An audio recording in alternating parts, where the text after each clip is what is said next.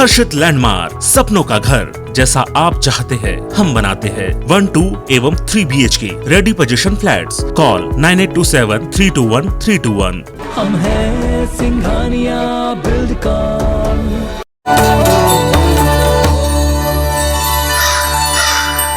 नमस्कार, स्वागत है आप सभी का हमारे खास कार्यक्रम हे पितर में। मैं हूं आपके साथ ज्योति सिंह। साल में कुछ दिन हमारे पास संस्कार के हिसाब से कहें या तिथियों के हिसाब से ऐसे मिलते हैं जिस समय हम अपने पूर्वजों को याद करते हैं, उन्हें तर्पण करते हैं और उनसे हम अपने आने वाली पीढ़ियों के लिए आशीर्वाद भी लेते हैं। तो क्या हमें सावधानी करनी चाहिए? कौन ये श्राद्ध कर सकता है, कौन नहीं कर सकता है, श्राद्ध कैसे किया जाता है, इन तमाम विषयों पर आज हम आपको जानकारी देंगे। तो चलिए शुरू करते हैं अपना खास कार्यक्रम।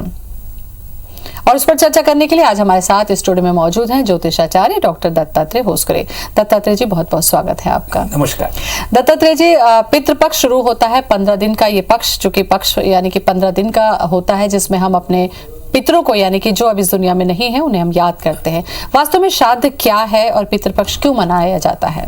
जी, शास्त्रों में वर्णित है श्रद्धयाः इति श्राद्धम, यानी कि हमारे जो पितर हैं जो अब इस दुनिया में नहीं है, जिनको हम पितृ कहते हैं, जो कि इस दुनिया से पलायन कर चुके हैं, और उनके प्रति जो श्रद्धा का एक पर्व होता है 15 दिन का, उसको ही हम पितृपक्ष कहते हैं।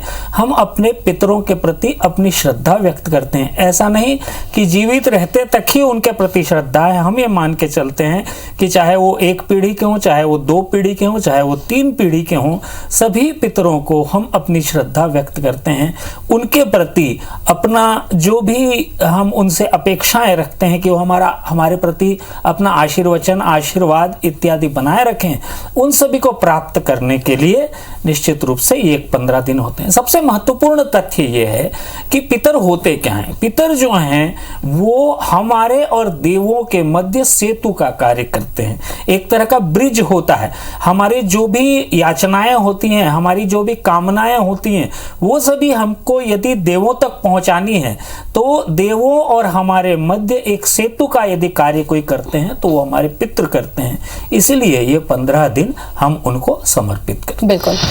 कैसे किया जाता है श्राद्ध वो तो मैं पूछूंगी पंडित जी आपसे, लेकिन आप ये देखिए इन 15 दिनों में जो पर्व ही कह सकते हैं क्योंकि ये पूर्वजों के लिए है। इसमें कुछ खास बातें होती हैं कि जैसे आपको कौवों के लिए निकालना है, गायों के लिए निकालना है, जल को तर्पण करना है, तर्पण करने का जो तरीका है, तिल जौ का महत्व है, कुछ सब्जियों का महत्व है। तो ये किस आधार पर किया गया है और क्यों इनको इतना महत्व दिया जाता है? जी, देखिए, हम ये मानते हैं कि पितर जिस भी लोक में गमन कर गए, वैसे तो देखिए शास्त्रों में जो वर्णित है कि चंद्रमा का जो दक्षिणी भाग है, जो पृथ्वी को कभी दिखाई नहीं देता, उस भाग में पितरों का निवास होता है, ऐसा शास्त्रों में कहा गया है।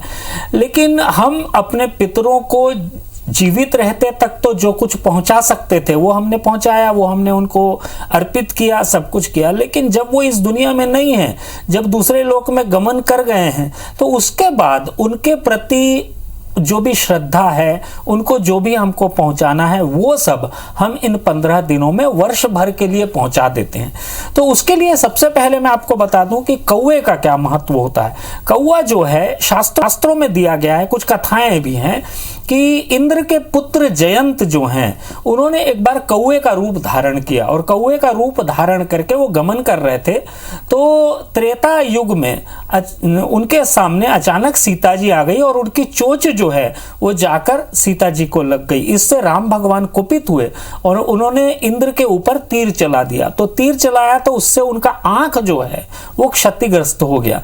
तो जयंत ने क्षमा याचना की और क्षमा याचना जब की तो श्री रामचंद्र जी ने उन्हें ये आशीर्वाद दिया कि आप युगों युगों तक जो भी पितरों को आहार दिया जाना है वो मनुष्य जो है आप ही के द्वारा पहुंचाएगा। यानी आपको यदि कुछ भी सामग्री, जल, भोजन इत्यादि देगा तो वो सारी की सारी चीजें जो हैं उनके पितरों तक पहुंचेगी। तो ये कथा हुई। इसी तरह से पंच महाबली की चर्चा की गई है। गौ बलि, श्वान बलि, काग बलि, देव बलि और पिप्पलिका आदि बलि, यानी कि चींटियों को भोजन देना पीपल के वृक्ष के नीचे। तो ये 5 बलि जो हैं इनका बहुत ज्यादा महत्व है। है श्राद्ध के अवसर पर 15 दिनों में यदि हम प्रतिदिन या किसी एक विशेष दिन या जिस दिन को आपके पितर गुजरे हो उस दिन यदि हम ये 5 बलि देते हैं तो निश्चित रूप से ये सारा का सारा पितरों तक पहुंचता है। प्रश्न ये उठता है कि पितरों को ये सब दिया क्यों जाता है? इसके पीछे कारण ये है कि पितर यदि तृप्त होते हैं तो देवों तक आपकी कामनाएं बड़ी आसानी तक पहुंचती है। जैसे मैंने कहा कि पितर जो हैं वो देव और आपके मध्य सेतु का कार्य करते हैं, तो ये यदि आप करेंगे तो निश्चित रूप से लाभ होगा। इसी तरह से हम आगे आपको श्राद्ध करने का तरीका बिल्कुल। और पंडित जी, आपके द्वारा ही हम जब बहुत सारे कार्यक्रम करते हैं, चर्चा करते हैं, तो उसमें एक जो दोष होता है पितृदोष। पितृदोष की वजह से ये देखा जाता है कि संतान सुखी नहीं रहती है, कई तरीके के कष्ट होते हैं। तो क्या पितृदोष से मुक्ति के लिए भी ये समय बहुत महत्वपूर्ण होता है? इस पर भी मैं आपसे चर्चा करूंगी आगे। फिलहाल अभी हमारा जो फोकस है वो ये है कि ये जो तर्पण होता है, ये जो पितृपक्ष में जो मनाया जाता है, इसके अधिकारी कौन कौन होते हैं? ये पूरी जो एक पूरी परंपरा है वास्तविकता के साथ मुझे लगता है आपको बताना चाहिए। जी इसके बारे में बहुत अच्छे से शास्त्रों में वर्णित है कि तर्पण देने के, श्राद्ध करने के अधिकारी कौन कौन होते हैं, किनके द्वारा श्राद्ध किया जाता है और किनके द्वारा श्राद्ध किए जाने पर वो निश्चित रूप से तर्पण के रूप में प्रतिपादित होता है। तो इसके लिए मैं आपको सबसे पहले बताऊं, यदि पिता नहीं है या माता नहीं है तो उनके श्राद्ध के अधिकारी पुत्र होते हैं। पुत्र कौन सा पुत्र? तो इसमें ज्येष्ठ पुत्र होता है, जो सबसे बड़ा पुत्र होता है। और इसमें और एक भाग दिया गया है कि सबसे बड़ा पुत्र या सबसे छोटा पुत्र यदि श्राद्ध करता है तो निश्चित रूप से वो श्राद्ध जो है लगता है। अब आप ये प्रश्न पूछेंगे कि पुत्र यदि श्राद्ध में तर्पण दे तो कैसे दे? तो वो श्राद्ध देने के लिए अंगूठे के द्वारा तर्पण दिया जाता है। काली तिल, जौ, चावल इत्यादि का अंगूठे के द्वारा तर्पण दिया जाता है, यानी पानी आप ऊपर से डालेंगे और अंगूठे के द्वारा थाल में गिरेगा वो पानी। अब पुत्र के न होने पर, यदि पुत्र नहीं है, किसी भी माता पिता का पुत्र नहीं है, तो पत्नी के द्वारा, यदि पिता का श्राद्ध करना है तो उनकी पत्नी भी श्राद्ध कर सकती है। तीसरा, पत्नी ना होने पर सगा भाई भी श्राद्ध कर सकता है, और यदि भाई भी नहीं है तो सपिंडों के द्वारा, मतलब उनके खानदान में जो भी लोग हैं उनके द्वारा, किसी के भी द्वारा श्राद्ध किया जा सकता है। एक से अधिक पुत्र होने पर, जैसा कि मैंने बताया, सबसे बड़ा पुत्र श्राद्ध करता है। पुत्र न होने पर पौत्र या प्रपौत्र भी श्राद्ध कर सकते हैं। यदि पुत्र नहीं है, पुत्र भी जीवित नहीं है, तो पौत्र या प्रपौत्र ये दोनों ही श्राद्ध कर सकते हैं। अब जैसा कि मैंने बताया, पुत्र, पौत्र, प्रपौत्र यदि तीनों नहीं है तो फिर श्राद्ध कैसे हो? ये भी एक क्वेश्चन उठता है। तो ये तीनों ही यदि ना हो तो घर में स्थित विधवा स्त्री जो भी होती है, जो भी विधवा स्त्रियां हैं, उनके द्वारा भी श्राद्ध किया जा सकता है।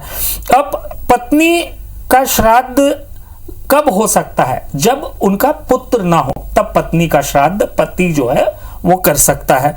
पुत्र, पौत्र, पुत्री का पुत्र न होने पर भतीजा भी श्राद्ध कर सकता है। जो भाई हैं उनका पुत्र यदि हो तो वो भी श्राद्ध कर सकता है।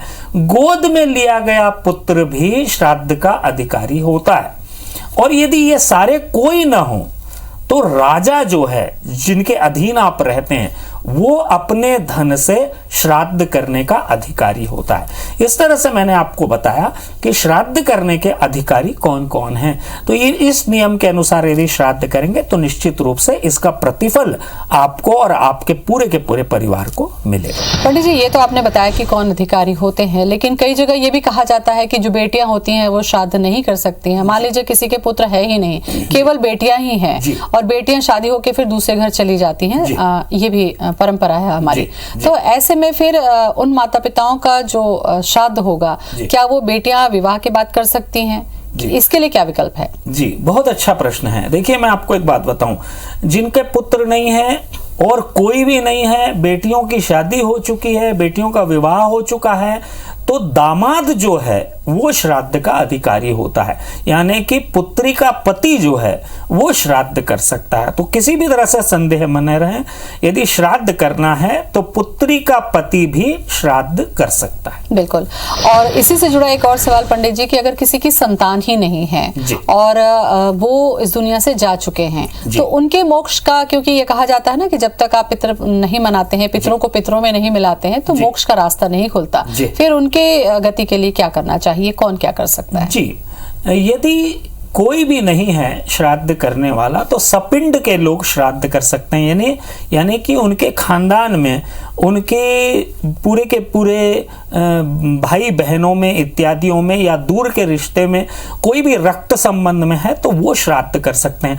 और जैसे वो भी ना हो, यदि कोई ना हो, तो जैसा कि मैंने बताया कि राजा जिसके अधीन में आप रहते हैं, यानी कि कोई भी ऐसा व्यक्ति जिनके अधीन में आप कार्य करते हैं, उनसे रक्त संबंध हो ना हो कोई फर्क नहीं पड़ता, वो श्राद्ध के अधिकारी हो सकते हैं। यानी कि यदि कोई भी नहीं है आपके संबंध में तो आप जिनके अधीन रहते हैं या जिनके अधीन कार्य करते हैं या जो आपके प्रति ऐसा भाव रखते हैं कि इनके लिए मैं श्रद्धा के साथ तर्पण दूं, तो वो भी तर्पण देंगे तो आपको लगेगा। पंडित जी, पितृपक्ष मनाने या पितर मनाने के पीछे भी बहुत सारे सवाल ये उठते हैं कि मान लीजिए किसी के घर में मृत्यु हुई है तो उनको पितृपक्ष मनाना चाहिए या नहीं मनाना चाहिए, या ये कहा जाता है कि जब तक आप 3 साल में पितर से पितर को नहीं मिला देते हैं तब तक आप पितृपक्ष नहीं मना सकते हैं। तो इसके पीछे क्या धारणाएं हैं? जी, शास्त्रों में जो वर्णित है, विशेष रूप से विशेष कुछ ग्रंथ हैं जिनमें यह वर्णित है कि श्राद्ध कब किया जाए। तो मैं आपको बता दूं कि वर्षांत होने के बाद, यानी कि 1 वर्ष बीत जाने के बाद, जैसे कि किसी की मृत्यु ठीक पितृपक्ष से पहले हुई तो उस पितृपक्ष में जो कि मृत्यु के ठीक बाद पड़ रहा है, 1 वर्ष के अंदर पड़ रहा है, वहां पे श्राद्ध नहीं किया जाना है। जब एक बार वार्षिकी हो जाएगी, यानी वार्षिक श्राद्ध मना लिया जाएगा, उसके बाद जो पितृपक्ष पड़ेगा उसी में तर्पण इत्यादि दिया जाना है। उसी के बाद श्राद्ध की प्रक्रिया जो है वो कंटिन्यूअस होगी, यानी कि उसके बाद लगातार आपको जो है प्रतिवर्ष तर्पण देते रहें। बिल्कुल। 15 दिनों का ये पितृपक्ष का पर्व होता है पंडित जी, और कई बार ये भी कहा जाता है कि गया में जाकर अगर आप पिंडा कर देते हैं तो फिर आपको पितृपक्ष मनाने की जरूरत नहीं होती है। ये क्यों है और ये कैसा है, इसका जवाब मैं आपसे लूंगी। पंडित जी, ये जो 15 दिन की तिथि है, पूर्णिमा से लेकर अमावस्या तक की ये जो तिथि है, इसमें देखिए 15 दिन में अलग अलग दिन जो है, तिथियां जो है, क्या वो खास पितरों को समर्पित होती हैं? क्योंकि कहा जाता है कि नवमी में जो मातृशक्तियां हैं उनको मनाया जाता है, या अमावस्या में अज्ञात पितरों के लिए होता है, तो इसके बारे में थोड़ा सा बताइए। जी, जो 15 दिन होते हैं पितृपक्ष के, उसमें विशेष रूप से प्रत्येक तिथि जो है एक विशेष हमारे जो पूर्वज होते हैं उनको समर्पित होती है। जैसे 21 तारीख को प्रतिपदा श्राद्ध है, तो मैं आपको बताऊं कि प्रथम दिन जो होता है वो किसको समर्पित होता है। प्रथम दिन जो है नाना नानी के लिए समर्पित होता है।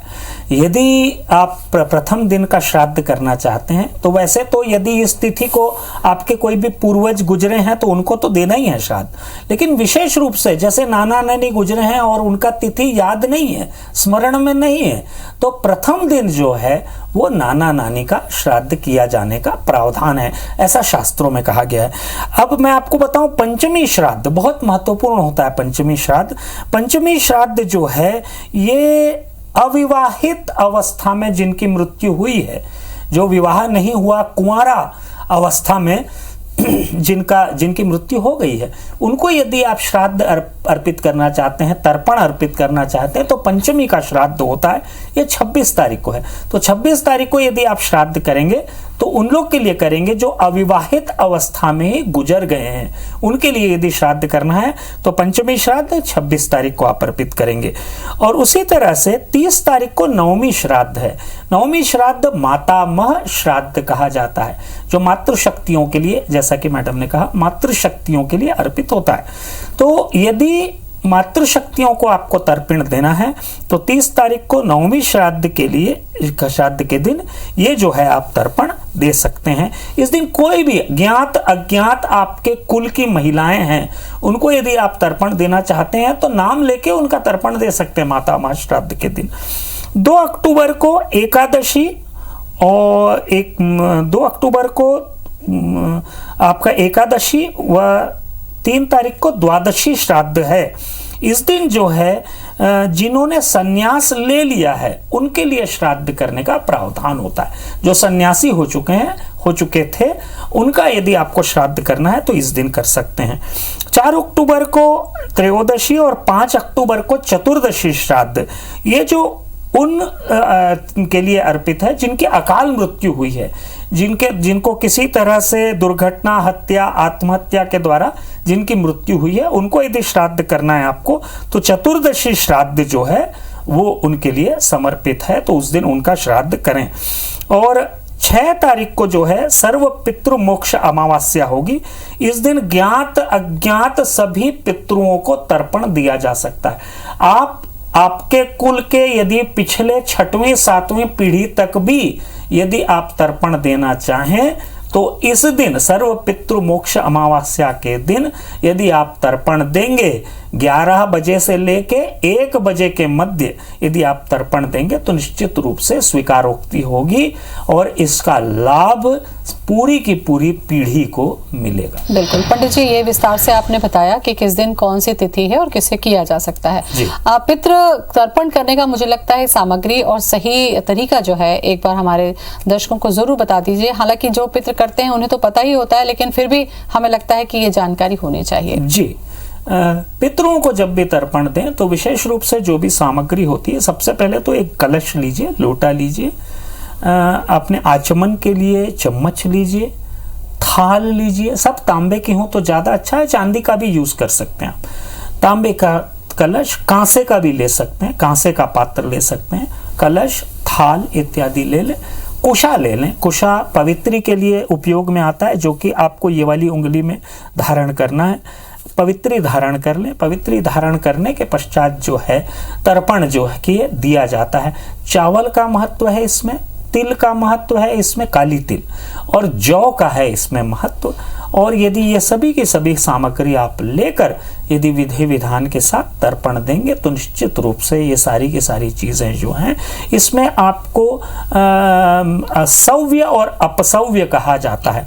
सव्य जो कि होता है, जो कि साधारण अवस्था में देव पूजा के समय गमछा धारण किया जाता है। साधारण अवस्था में देव पूजा में गमछा जो है वो आपके उल्टे कंधे पर धारण किया जाता है, लेकिन जब भी आप पितरों को तर्पण देते हैं तो गमछा जो है वो सीधे कंधे पर रखें, इसको अपसव्य कहा जाता है। तो ये आप जो है सीधे कंधे पर गमछा रख के या सीधे कंधे पर जनेऊ को आप करके उसके बाद तर्पण देंगे तो निश्चित रूप से ये पितरों तक पहुंचेगा। बिल्कुल पंडित जी, चूंकि पितृपक्ष है और पितृदोष का बहुत बड़ा दोष भी माना जाता है, जैसे जो पीढ़ियां हैं वो संतानें बहुत कष्ट भी पाती हैं, ऐसे समय में पितृदोष के लिए क्या कुछ उपाय किए जा सकते हैं? जी बिल्कुल। इस समय विशेष रूप से मैं आपको बताऊं, ये 15 दिन में प्रतिदिन तर्पण देके आप पितरों को प्रसन्न कर सकते हैं और पितृदोष से मुक्ति हो जाती है। सबसे पहले तो समझ लें कि पितृदोष होता क्या है। देखिए, यदि कुंडली आप देख रहे हैं उसमें सूर्य यदि लग्नेश होकर द्वादश भाव में चला गया है तो ये पितृदोष है। राहु युक्त सूर्य है तो ये पितृदोष है। मैं बेसिक्स बता रहा हूं आपको। चंद्र युक्त यदि राहु है तो ये चंद्र ग्रहण है। सूर्य युक्त यदि राहु है तो ये सूर्य ग्रहण है। ये सभी पितृदोष हैं। कोई भी लग्नेश यानी लग्न का स्वामी यदि द्वादश भाव में चला जाता है तो स्वतः ही पितृदोष का निर्माण कर ले जाता है। इसी तरह से यदि अष्टमेश और षष्टेश को भी देखें, इसमें कोई विशेष अवस्था उत्पन्न हो रही है तो ये भी पितृदोष का कारण बनती है, ऐसा देखा गया है। तो मैं आपको बता दूं, यदि ये सब चीजों में से कोई भी एक चीज आपकी कुंडली में है तो ये पितृदोष निर्माण हो रहा है। तो पितृदोष यदि निर्माण हो रहा है तो आप पितरों को तर्पण देंगे तो निश्चित रूप से पितृदोष का शमन होगा। पितरों को तर्पण देने की विधि मैं आपको बता दे रहा हूं। पितरों को यदि आपको किसी भी अवस्था में, चाहे आपको पितृदोष हो या ना हो, यदि तर्पण देना है तो कैसे तर्पण दें। पितृ जो है 3 रूप में होते हैं, वसु रूप, रुद्र रूप और आदित्य रूप में। तो इस तरह से जैसा कि मैंने पहले भी बताया, अंगूठे से 3 बार आपको चावल, जौ और काली तिल रख के पानी में और 3 बार जो है तर्पण देना है।